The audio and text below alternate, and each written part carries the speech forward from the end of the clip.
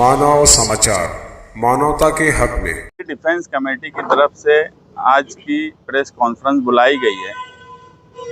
पिछले ईद के बाद से किला झोपड़पट्टी का मौजू शहर में आया और ईद की त्योहासी को मौजूदा एमएलए मुफ्ती मोहम्मद इस्माइल कासमी साहब वहां पर जाकर ये बोले कि ये किला झोपड़पट्टी को कोई बचा नहीं सकता, इसलिए मैं अनऑफिशियल आप लोगों को बोल रहा हूँ कि आप लोग खाली कर दो और यहाँ से जाने की तैयारी करो। उसके बाद जब किला झोपड़पट्टी के लोग आसिफ शेख साहब और हमसे रब्ता किए तो ये तय हुआ कि यार मौजूदा एमएलए की जिम्मेदारी होने के बावजूद वो अपनी जिम्मेदारी निभाने के लिए तैयार नहीं है, जबकि उस हिस्से के लोगों ने उनको भरपूर वोट दी। उसके बाद उस हिस्से को बेयार और मददगार छोड़ देने की बात जब उनकी तरफ से आई तो हमें ये मौजू समझ रहा था कि सरकार और फिरका परस्त अनासिर बहुत ताकत से उस झोपड़पट्टी को तोड़ने की तरफ जाने वाले हैं।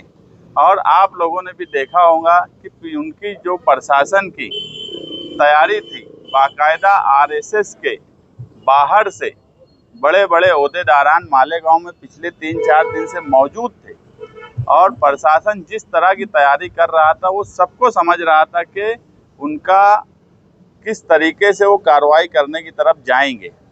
हमने 8 मई को ही उस पर स्टे ले लिया था 25 जून तक के। अब ये अलग बात है कि मौजूदा एमएलए को इंग्लिश नहीं समझती, उनके आसपास कोई कानूनी बात रखने वाले लोग उनके पास नहीं है, वो ऑर्डर में स्टे वर्ड ही ढूंढते रह गए। जबकि प्रोटेक्शन ऑफ स्ट्रक्चर का मतलब ही ये होता है कि उस स्ट्रक्चर को कोर्ट ने प्रोटेक्शन दी है, उसकी हिफाजत की बात 25 जून तक बोली है। लेकिन आरएसएस की लॉबी और प्रशासन इतनी ताकत से था कि ड्यू टू प्रोसेस की जो बात बोली गई थी उसके आगे वो ड्यू टू प्रोसेस करने के बजाय वो दोबारा उसी तरीके की नोटिस दे दिया और हमको फौरन फिर कोर्ट जाना पड़ा। और हमने वापस जब ऑर्डर लिया तो पिछला जो ऑर्डर था कुलकर्णी साहब का, उसमें मेंशन है उस ऑर्डर में कि ऑलरेडी प्रोटेक्शन ऑफ स्ट्रक्चर इनको दिया हुआ है। उसके बावजूद भी वहाँ पर जो स्कूल है और जिम खाना है, टेनिस कोर्ट है, वहाँ पर कोई भी नोटिस नहीं दी गई। ये कोर्ट ने उसके अंदर मेंशन किया ऑर्डर में। इसलिए अब हर कोर्ट का अपना अपना एक तरीका होता है।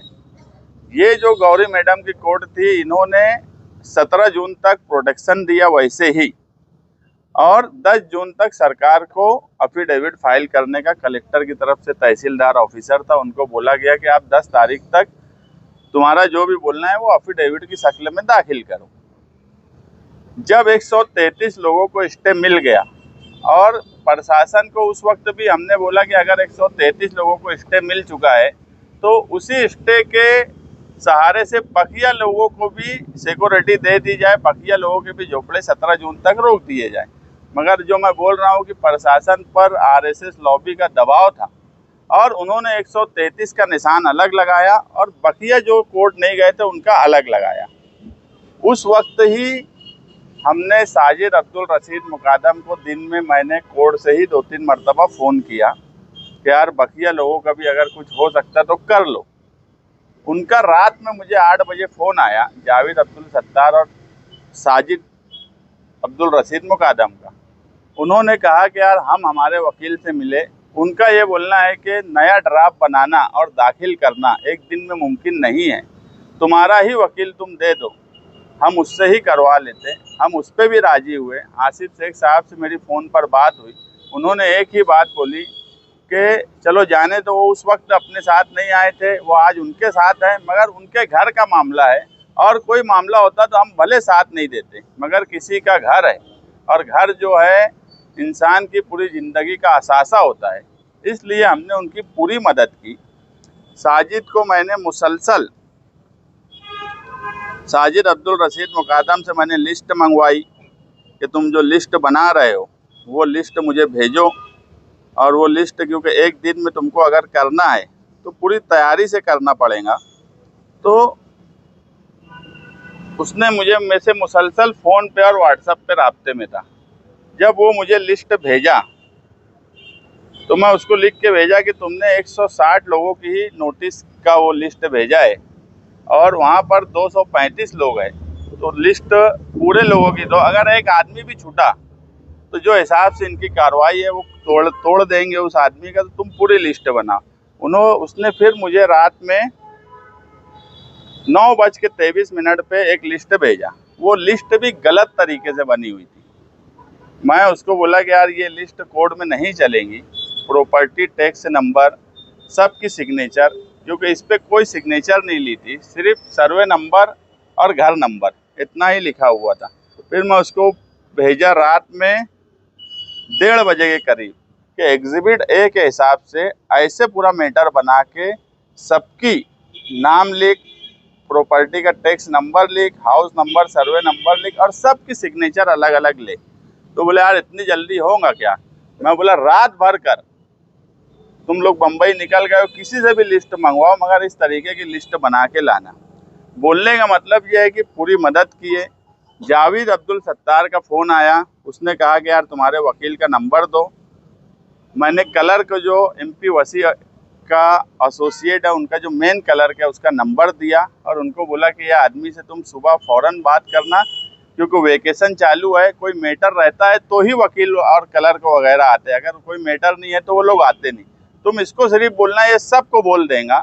और सुबह 10 बजे मैं मनीषा देसाई, जो हमारे लिए MP वसी यूरोप में थे, तो मैं मनीषा देसाई को 10 बजे फ़ोन किया और मैं बोला मैडम कुछ लोग और आए हैं, कुछ 200 के ऊपर के लोग हैं झोपड़पट्टी के, उनके घर है, उनका केस आप दाखिल करिए। तो उन्होंने कहा मुस्तकीम भाई इतने वक्त हो जाने के बाद आज के आज ये मुमकिन नहीं है।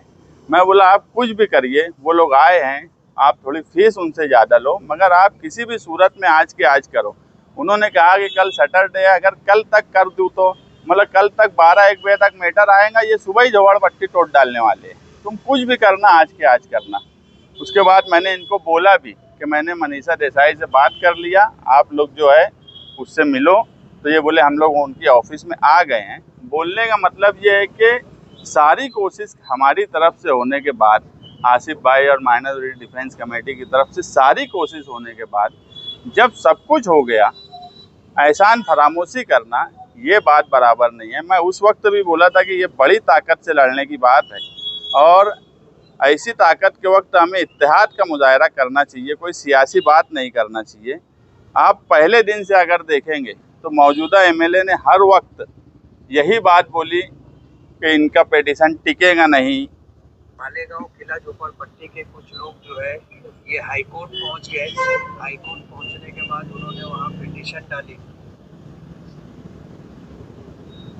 कि पिटीशन खारिज हो जाएगी और उनके हाथ कुछ भी नहीं आएगा। जब जो मौजूदा MLA की नीयत ही ये थी, उनकी समझ ही ये थी कि हाई कोर्ट जाने के बाद इनकी पिटीशन नहीं टिकने वाली, जो स्टे मिला था वो स्टे को नहीं मानने वाले, वो क्या लोगों के लिए काम करेंगे। मगर उसके बाद भी माइनॉरिटी डिफेंस कमेटी ने इत्तेहाद की बात की और आगे भी हम चाहते हैं कि इत्तेहाद से ही ये लड़ाई लड़ी जाए, क्योंकि ताकत फिरका परस्तों की बड़ी है। 10 जून को कोर्ट ने बोला है कि कलेक्टर, तहसीलदार, कारपोरेशन अपना अफिडेविट फाइल करे। कोर्ट में पिटिशनर जो होता है वो अपनी बात रखता है, जिसके खिलाफ होता है वो अपनी बात रखता है। ऑर्डर होने के बाद भी बार बार मौजूदा MLA का ये बोलना कि दूसरी जगह जाना है, वो कभी ये बोलते कि जो बड़ी बाज़ार की भाजी मार्केट है वहाँ कॉलोनी बना के दे दो, बाग महमूद में जगह दे दो, STP प्लान के पास हमने डिमांड की है STP प्लान के बाद जगह दो। अब हम चाहते हैं कि काम भी बांट लिया जाए। वो एक MLA है, आज पावर में है, ताकत में है, तो जिला अधिकारी, कारपोरेशन, तहसीलदार इनको बुलाएं और 10 तारीख के अफिडेविट में वो चाहे बाग महमूद की जगह फाइनल करवा दें, भाजी मार्केट बड़ी बाज़ार के वहाँ कॉलोनी की मंजूर करवा दें, या जो जगह पर हैं उसी जगह पर उनका बोलना है कि यहीं पर लेआउट करके कॉलोनी बना के दे दिया जाए, वो मंजूर करा दें, या फिर STP प्लान की जो जगह है वहाँ पर प्लॉट दे दिया जाए। अब ये जिम्मेदारी मौजूदा MLA की है कि वो 10 जून के अफिडेविट में सरकार से, सारे अधिकारियों से बात करके मंजूर कराएं। हमसे जो भी मदद लगेंगी हम वो मदद करेंगे। कोर्ट में हमारा जो प्रेयर है, हम अव्वल दिन से इसमें काम कर रहे हैं और कोर्ट में जो प्रेयर है हम उस पर काम करेंगे। हमारे वकील से बात हुई है, स्कूल को नोटिस देने के बाद हमने, जब गौरी गोडसे का ऑर्डर हुआ तो हमने क्लियर आसिफ शेख साहब और मैंने कहा कि स्कूल को आप नोटिस दो, उनका जो भी बोलना है वो लो, हम वो लड़ाई लड़ रहे हैं। मगर मौजूदा एमएलए की अपनी खुद की जिम्मेदारी जो है अब उनको निभाने का वक्त आ गया है।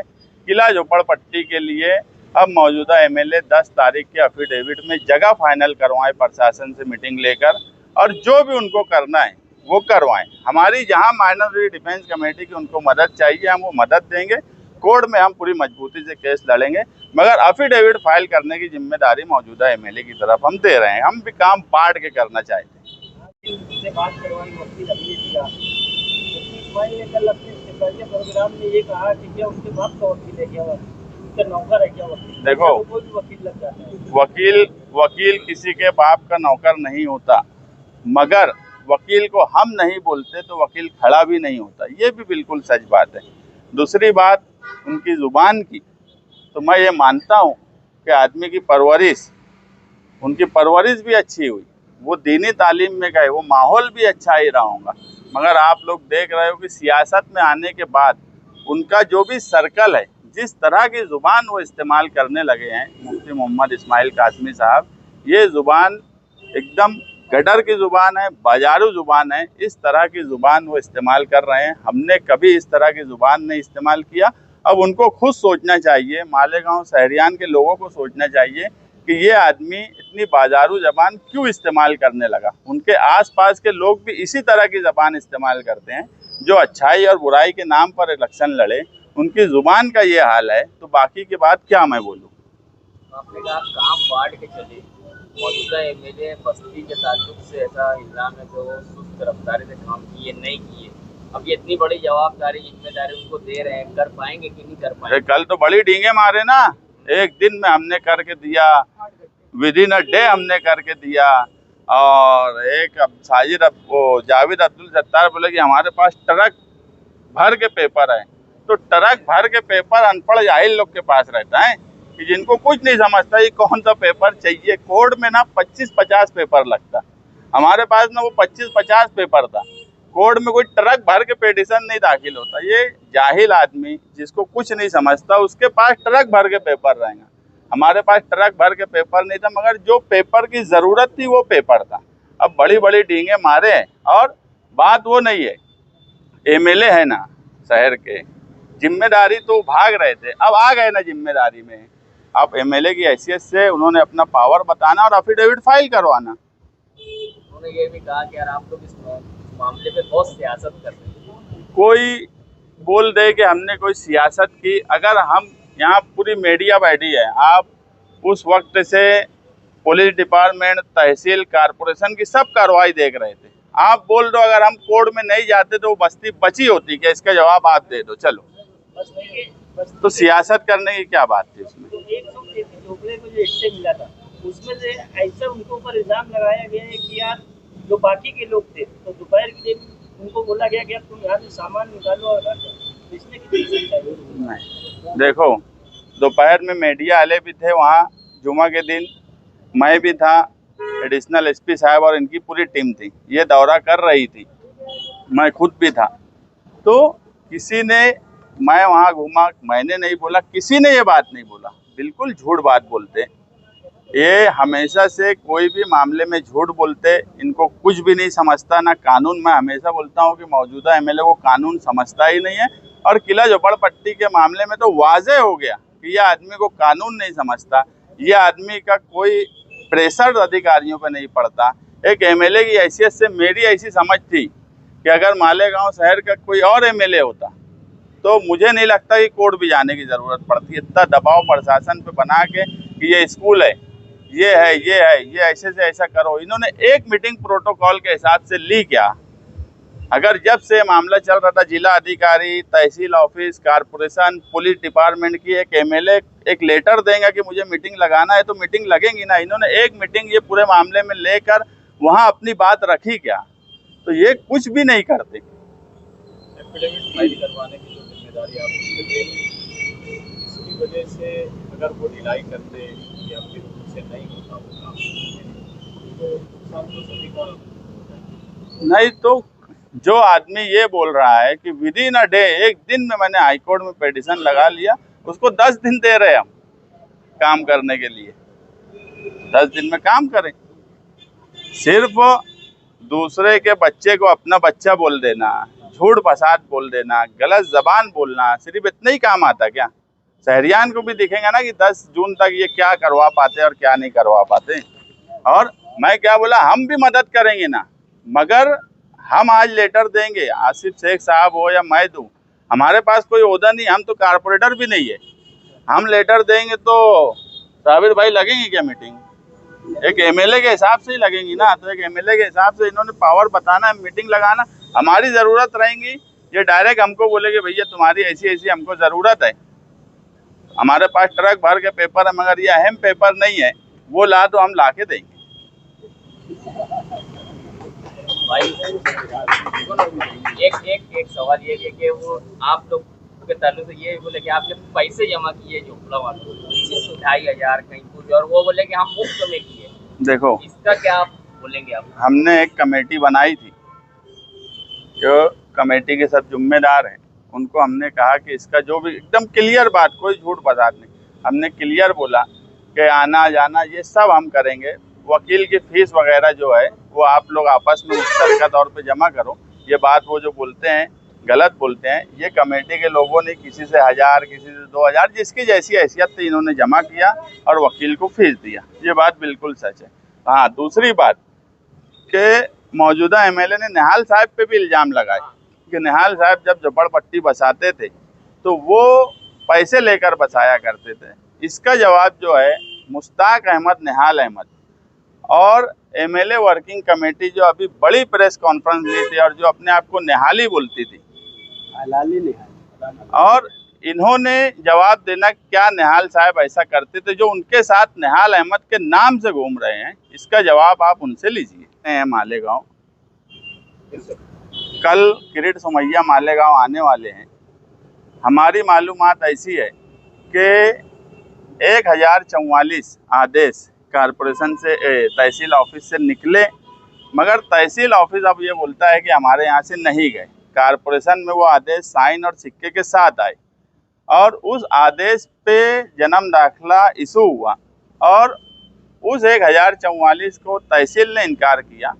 और अब जो है किरीट सोमैया हर वक्त दबाव बना के ही कुछ भी करवा रहे हैं। एफआईआर करने के वक्त भी उन्होंने दबाव बनाया, कभी तहसील ऑफिस में दबाव बनाते, कारपोरेशन में दबाव बनाने की तरफ जा रहे हैं।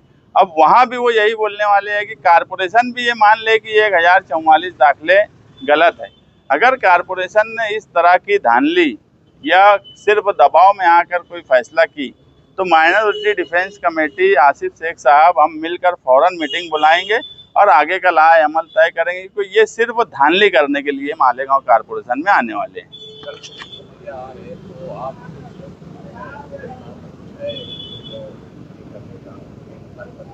इससे पहले एहतजाज किए थे आप, कुछ करेंगे? नहीं, अभी अब देखो 2 एफआईआर हो गई, तीसरी एफआईआर हो गई। अब मैं जो बोला कि मेरी मालूमात ऐसी है कि उन दाखिलों के बारे में अब सारी लड़ाई कानूनी है। अब हम उसी लाइन पे जाने वाले हैं, तो वो जो भी बात करेंगे, लेकिन अगर 144 दाखिले कमिश्नर ने रद्द करने की बात की तो ये बात तो आप मान लो कि कमिश्नर को हम लफड़े में डाल देंगे।